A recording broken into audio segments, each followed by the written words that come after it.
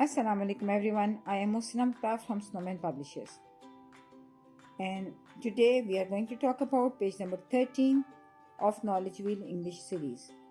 This is the book for nursery classes.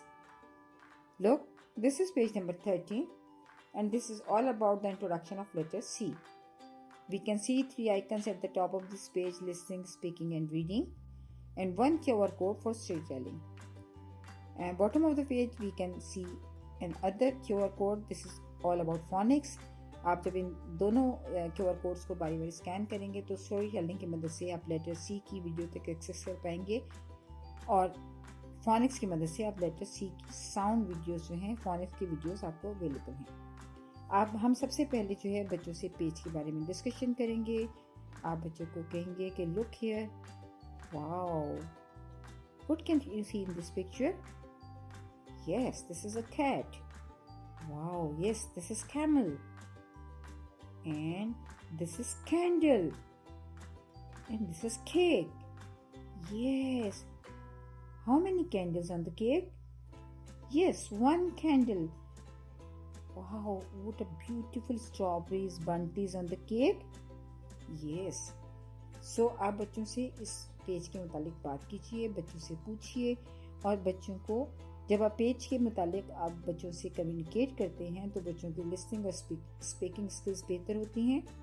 बच्चे जब आपको जवाब देते हैं तो उनका कॉन्फिडेंस बिल्ड होता है और उनकी अंडरस्टैंडिंग डेवलप होती है। साथ साथ आपने सबसे पहले लेटर सी का शेप बताना है।